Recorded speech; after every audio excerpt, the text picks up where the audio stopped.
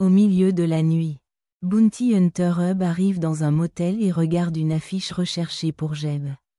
Après s'être élevé, Hub se frappe à la porte et dit qu'il est un bon homme d'application de la caution. Alors Jeb doit sortir avec ses mains.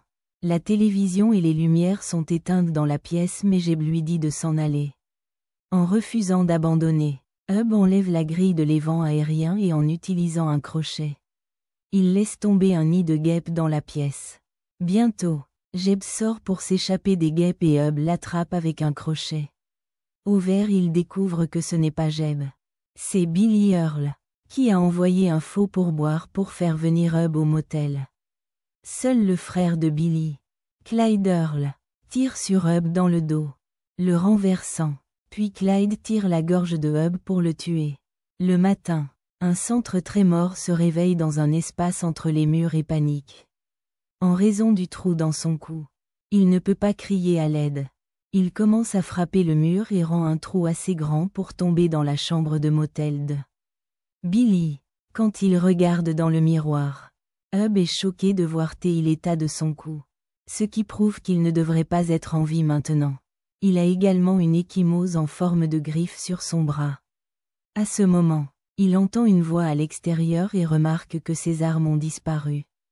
Tater entre dans la pièce et hurle quand il voit Hub, qui le frappe avec la porte pour ensuite l'attaquer, volant son arme dans le processus. Quand il allume une cigarette, la fumée sort du trou dans son cou. Tater admet qu'il a été embauché par les frères Earl pour brûler l'endroit pour l'assurance et ils ont volé un Hub, Estruche. Il jure également que Hub était mort la nuit dernière.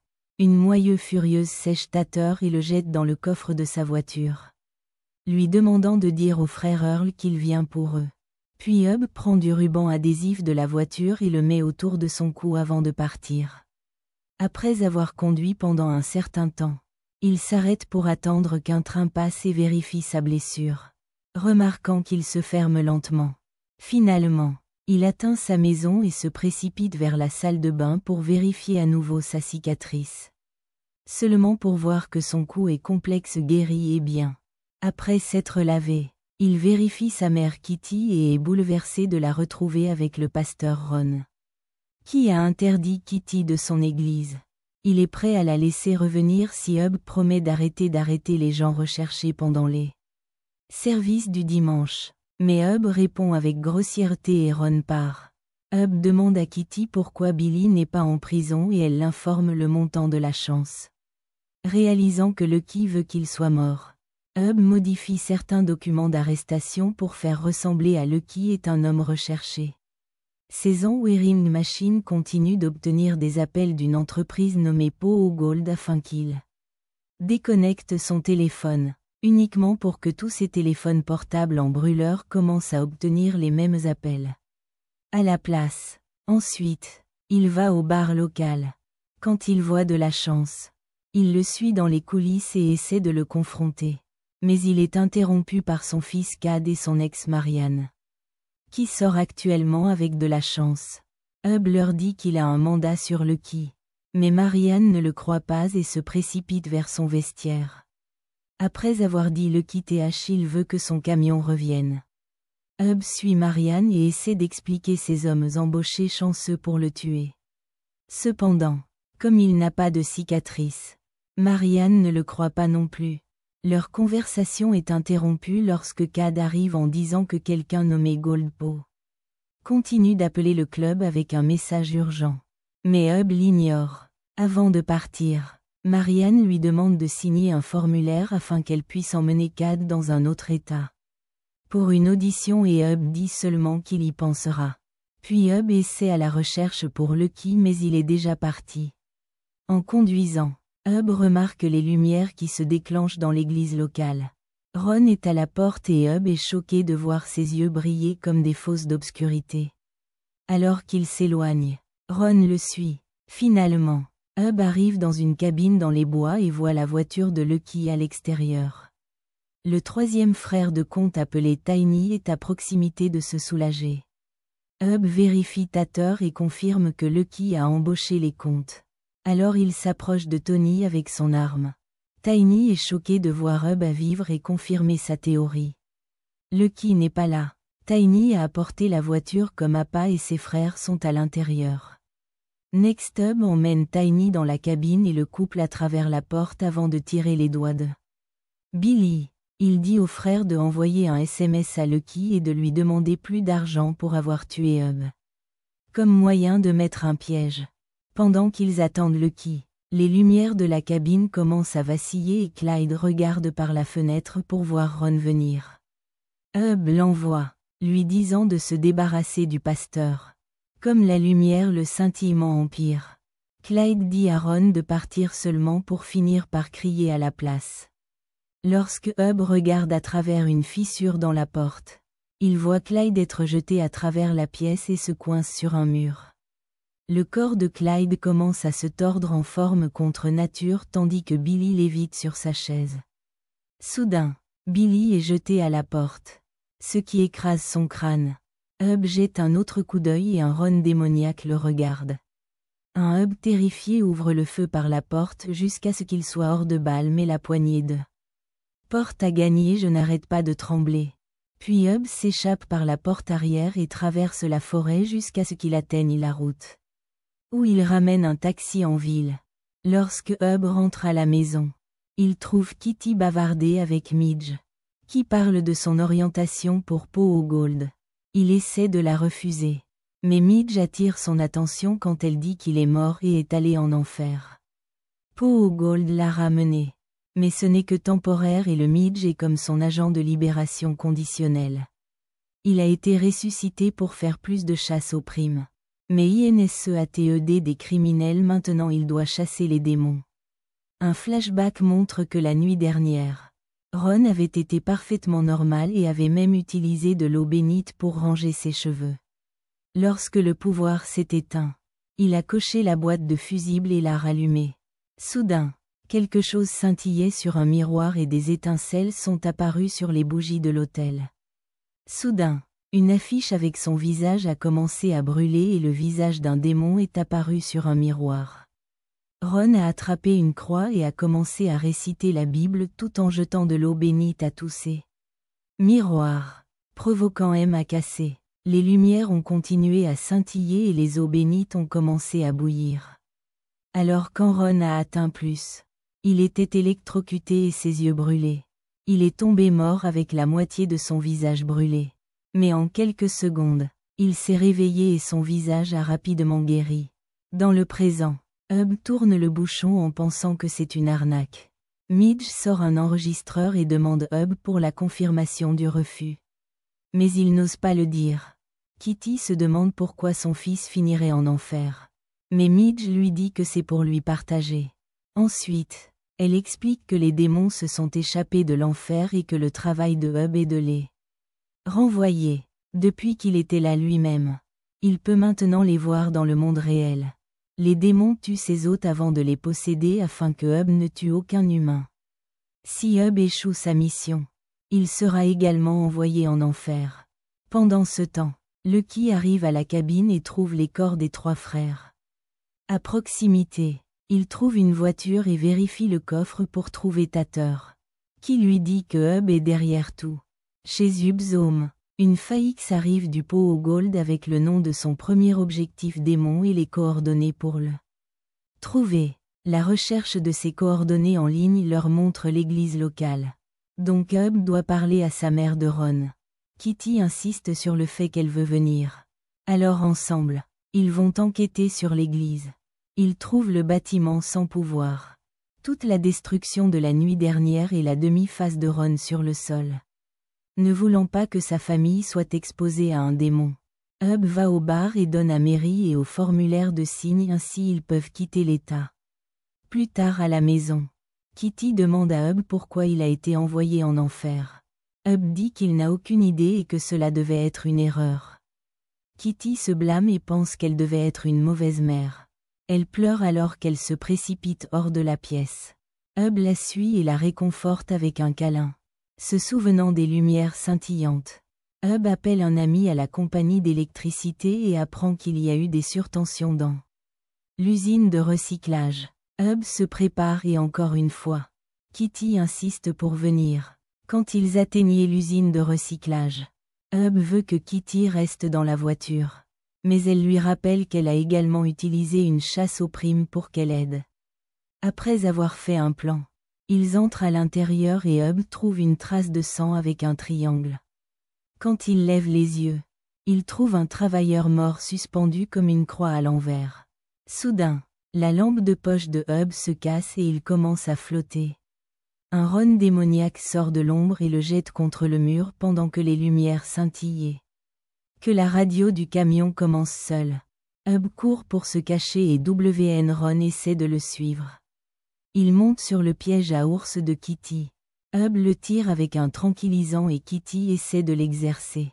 Mais aucun n'a d'effet. Lorsque Hub essaie de vraies balles, ils ne font rien non plus et Ron répond en lui jetant des objets. Ron se rapproche mais avant de pouvoir attaquer Hub, son corps est envoyé voler par un tir du fusil de chasse de Kitty. Il semble que le démon rassemble à nouveau la force de se lever. Alors Hub pousse des machines pour écraser sa tête. Les lumières s'allument normalement, le corps de Ron prend feu. La flamme commence bientôt à se propager pour que le duo disparaisse. Ignorant que Tater les espionnait tout au long.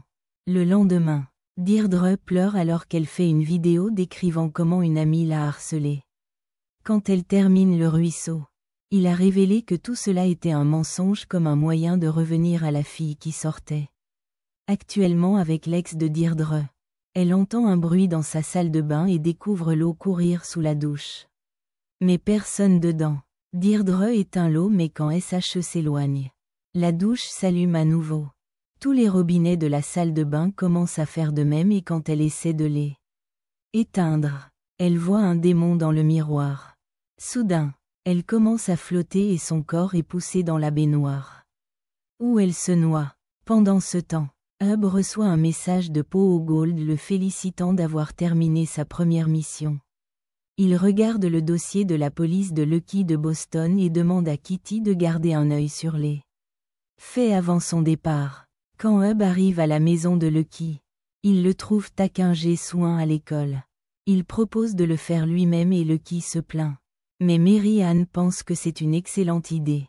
Hub laisse Cad drive même s'il n'a pas de permis et retire le dossier de la police pour raconter à son fils l'histoire de Lucky avec la foule. Cad a du mal à se concentrer sur la route mais parvient à dire à Hub qu'il connaît déjà le passé criminel de Lucky. Maintenant, Cad pense que son père a simulé en voulant passer du temps avec lui et n'a fait que parler mal de Lucky. À ce moment, Kitty appelle avec une nouvelle mission et lui parle d'un démon qui devrait être tenu à l'écart de l'eau. Hub dit à Cad qu'il saute l'école et le fait se rendre aux coordonnées. Ils arrivent chez Deirdre et Hub fait que Cad reste dans la voiture comme son belvédère. Hub va à la porte arrière et remarque que l'eau se déverse du deuxième étage. Il choisit la serrure pour entrer à l'intérieur et trouve la salle de bain des inondations. Il y a aussi des taches de sang sur les murs. En sortant, Hub conclut qu'il chasse l'adolescent qui vit là-bas et Cad confirme que c'est la maison de la fille populaire d'Idri, qu'il connaît de l'école. En attendant, Tater montre des photos chanceuses des corps de l'usine de recyclage. Il fait des théories sur la magie noire et les sorcières. Ce qui lui fait crier Lucky. Pendant que Hub et Cad conduisent en ville, Hub remarque toutes sortes de sources d'eau qui deviennent folles. Il les marque sur une carte et se rend compte que le démon va à la piscine du comté. Le duo se précipite là-bas et Hub utilise une fenêtre de vestiaire pour entrer. L'endroit est déjà inondé et les bruits peuvent être entendus dans d'autres pièces. Hub continue sa recherche et trouve le concierge mort au bas de la piscine. Tous les tubes de flottaison sont au-dessus de lui formant un triangle. Soudain, un Deirdre possédé attrape le pied de Hub et le fait tomber dans la piscine. Puis elle commence à le pousser vers le bas pour essayer de le noyer. Hub riposte et parvient à poignarder son visage avec son couteau. Mais Deirdre continue de le pousser et Hub commence à perdre connaissance. Cependant, le concierge mort à proximité lui rappelle qu'il veut vivre et il poignarde à nouveau Deirdre. Cette fois dans les yeux.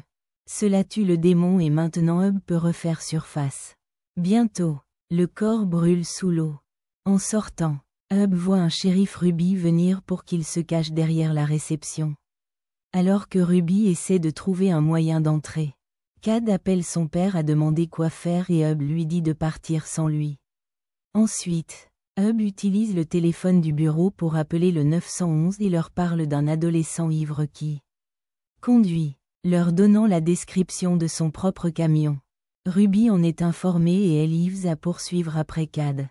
Maintenant, Hub peut obtenir le disque dur des systèmes de surveillance pour cacher les preuves qu'il était là.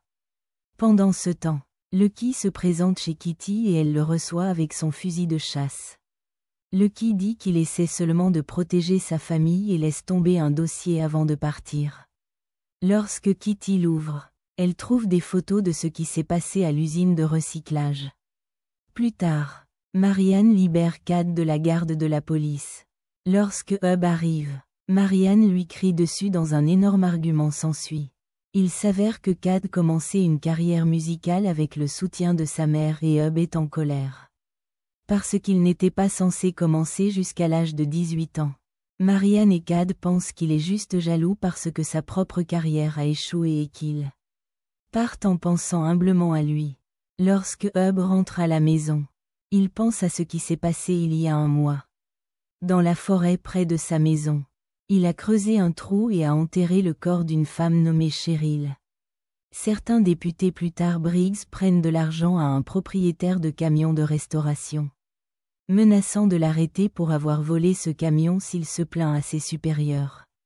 Lorsque Briggs monte dans sa voiture, il remarque un démon dans son rétroviseur, mais il a disparu quand il se retourne. Soudain, quelque chose l'attrape et une vapeur de saleté entre dans sa bouche pour l'étouffer. Ses mains sont obligées de se déplacer violemment et il s'auto-s'effondrer. Puis il se réveille possédé. À la maison, Hub regarde une vieille bande de lui et Marianne se produisant au bar. Quand il regarde par la fenêtre, il imagine que Cheryl le regarde. Kitty prépare un pistolet en broyant THE numéro de série. Elle révèle également qu'elle a des cristaux illégaux dans son coffre-fort. À ce moment, un fax arrive et en formant un centre sur un démon de la Terre. Quand il demande à Kitty si elle veut venir, il se rend compte qu'elle reste. Hub suit les coordonnées et trouve une voiture de police abandonnée. Lorsqu'il demande au propriétaire du camion de restauration, il apprend que la voiture appartient à Briggs, qui est parti il y a 1 heure. En attendant, Cad a une deuxième réflexion sur la performance. Marianne blâme Hub et Lucky essaie de lui dire qu'Alex n'est pas une bonne personne. Mais Marianne n'aime pas quand ces hommes s'insultent. Il veut lui montrer les photos. Mais ils sont interrompus lorsqu'un employé dit que la voiture de Lucky est en feu. Tout le monde dans le bar s'épuise pour arrêter le feu, qui a été causé par Kitty. Bien qu'il soit distrait, elle se faufile dans le bureau de Lucky et cache le pistolet dans le sac de cristal. À ce moment-là, elle reçoit un appel de Hub, qui lui parle du sang dans la voiture de Briggs. Il a déjà appelé le poste de police et ils suivent la radio de GGS. Donc il va le poursuivre. Après avoir raccroché, Kitty se présente à Marianne, qui sait que mettre de la fumée dans une voiture pour simuler le feu est un truc de famille. Il lui demande de parler à Hub pour les détails, que Marianne accepte. Après que Kitty ait traversé la porte arrière, Marianne suit le téléphone de Hub et le suit dans une quincaillerie. Elle commence à lui crier dessus et lui parle du truc de Kitty. Mais ils sont interrompus par un bruit étrange. Hub la fait partir mais en sortant Marianne remarque un sentier de saleté qui l'emmène dans un gros monticule. Quand elle regarde derrière elle, elle est horrifiée de découvrir un corps. Hub l'empêche immédiatement de crier tout en remarquant qu'il y a une caméra de sécurité. Il essaie de sortir Marianne. Mais dans un autre couloir, il trouve Briggs versant de la saleté sur le sol. Voyant l'uniforme, Marianne demande de l'aide et révèle leur emplacement. Briggs se retourne comme un démon. Mais Marianne ne voit qu'un visage normal. Hub ouvre le feu et Marianne s'éloigne quand Briggs commence à marcher sur les murs. Le flic s'attaque à Hub et ils se battent sur le sol. Alors Marianne attrape une pioche et poignarde Briggs à l'arrière. Dès que le démon se retourne, Hub lui tire dans la tête. Alors que le corps commence à brûler seul. Le duo manque du magasin. Plus tard à la maison. Marianne lave le sang pendant que Hub se rend compte que Briggs avait fait un triangle de saleté. Jusqu'à présent, tous les triangles ont eu des sacrifices au milieu. Alors il appelle la Budge pour transmettre ses informations.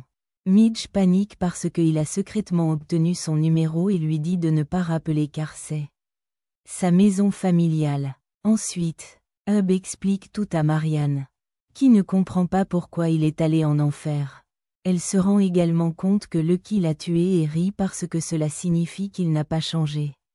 Comme il l'avait promis, Hub lui demande de quitter l'État avec Cad afin qu'il puisse être en sécurité et dit que, lorsque tout est terminé, il aimerait réparer toutes ses erreurs. Marianne le surprend avec un câlin avant qu'il ne soit interrompu par un appel de Kitty. Le duo se rend au bar et regarde Lucky être arrêté. Grâce aux preuves de la planète de Kitty, Marianne lui parle mais il prétend toujours qu'il n'a pas embauché l'Oural. En utilisant ce que Kitty lui a dit, Marianne informe la chance que s'il essaie de mettre la famille de Hub en difficulté avec les photos. Alors les flics penseront que Lucky faisait également partie du crime parce que le fusil de chasse que Kitty a planté est celui qui a tué Ron. Plus tard, Marianne et Hub doivent dire à Cad qu'ils ne rendraient pas en liberté sous caution. Hub donne à son fils son BLE SIM pour sa carrière et ils se serrent embrassés. Après avoir dit au revoir à sa famille, Hub rejoint Kitty qui apprend de Ruby que Gribbs est mort dans un incendie de magasin. Ruby veut savoir pourquoi Hub avait cherché Gribbs et il dit qu'il vient de trouver sa voiture abandonnée. Après que Ruby ait quitté, Kitty s'inquiète des caméras de sécurité du magasin. Mais Hub est sûr que le feu les a brûlés. Au lac local, un couple essaie de célébrer son engagement lorsqu'un homme se présente dans un camion monstre pour faire de la pêche. Le petit ami lui demande s'ils ne peuvent avoir qu'une heure seuls. Mais le pêcheur refuse de partir et le frappe. Il commence à se battre sur le sol tandis que deux démons apparaissent à l'intérieur d'une voiture et commencent à gonfler les pneus du camion jusqu'à ce qu'ils explosent. La femme est renversée et lorsqu'elle regarde, elle découvre que le camion est tombé sur les hommes. Elle court pour vérifier les corps et les trouve divisés en deux. Mais ils ouvrent les yeux pour la regarder. Au bar, Lucky revient de prison et commence à boire après Srowin G éloigne sa puce de sobriété de 9 mois. Il dit à tout le monde que Hub a essayé de le mettre en place et a échoué. Puis il essaie d'acheter le camion du barman. Pendant ce temps, Hub trouve le livre de sa mère sur les démons et remarque un diagramme pour un rituel. Il le déchire et l'ajoute à son conseil de recherche. Le combiner avec les emplacements du triangle jusqu'à présent prouve que les démons essaient de former un pentagramme. Jusqu'à présent, les démons ont utilisé l'esprit, la terre et l'eau, donc seuls le feu et l'air sont laissés. Un flashback montre que il y a des années, Midge était un pâtissier très réussi. Lors d'une fête à la maison, Midge a découvert que son fils Benji a cessé de respirer. Après une visite à l'hôpital, elle a appris que Benji avait rapidement propagé le cancer. Mais la compagnie d'assurance ne couvrirait pas le traitement. En désespoir de cause, elle a dû vendre la plupart de ses affaires, ne laissant la maison que les nécessités de base. Ce n'était toujours pas suffisant. Alors elle a commencé à envisager de vendre un rein. Mais en parcourant des informations, elle a trouvé une annonce pour le Pogo LD disant qu'ils offraient des prestations médicales complètes. Elle a cliqué dessus et le logo Leprechaun a commencé à se déplacer sur l'écran, faisant un problème. Ensuite, une demande est apparue et s'est remplie de toutes ces informations, y compris une clause qui a promis que Benji serait guéri. Le lutin a continué à répéter la vente de votre âme pendant que Midge a soumis la demande. Le lendemain, le fourgon a été visité par Cosmo, qui lui a apporté un télécopieur. Il lui a dit que si les gens demandaient comment Benji s'améliorait, elle ne devrait jamais mentionner N-Power. Son nouveau travail était de recruter de nouvelles âmes pour l'entreprise et elle avait un quota à remplir, dont un troisième lui serait crédité comme superviseur. Les nouvelles âmes lui apporteraient des crédits, ce qui signifiait qu'il s'agissait d'un schéma pyramidal. Midge était hésitante, mais lorsque Cosmo lui a rappelé la mort prématurée de Benji, elle a signé le contrat. Il avait également besoin de son empreinte de pouce et la boîte à encre a piqué son pouce pour la faire utiliser du sang. Ensuite, Midge a commencé à voir des images de Hal et de ses miroirs et c'est la vraie forme d'Osmo, qui était un vieil homme. Une griffe comme des échymoses est apparue sur son bras et Cosmo lui a montré qu'il avait la même chose. Dans le Sélémentaire actuel, cuit joyeusement avec un Benji en très bonne santé. L'application sonnette lui dit que Hub est à sa porte. Alors elle attrape son arme avant de le rencontrer. Hub révèle qu'il a fait des recherches et connaît son histoire. Alors Midge explique que lorsqu'elle a essayé de quitter le pot au Gold, le cancer de Benji est revenu. Hub montre ses sympathies mais essaie toujours de lui montrer sa théorie sur le démons. Midge ne se soucie de rien d'autre que la sécurité de son fils et menace de tirer s'il ne part pas. Hub laisse tomber le dossier avant de partir. Pendant le voyage, il appelle Kitty et apprend que le démon diffusé est en liberté. Il remarque également que Marianne suit son téléphone et aime penser qu'elle lui manque. Plus tard, Hub arrive au lac et trouve les véhicules abandonnés plus le sang où se trouvaient les corps. Puisqu'il n'y a personne autour, il décide de se diriger vers l'est parce que c'est là que Tyler Corner est sur le pentagramme. Le soir, Hub regarde un pont et voit les deux hommes possédés portant la femme. Il ouvre le feu et frappe l'un des hommes. Mais l'autre utilise la dame comme bouclier. Hub continue de tirer sur le premier homme, qui monte actuellement le pont. Soudain, un camion apparaît derrière lui et frappe sa voiture, le faisant tourner. Lorsque Hub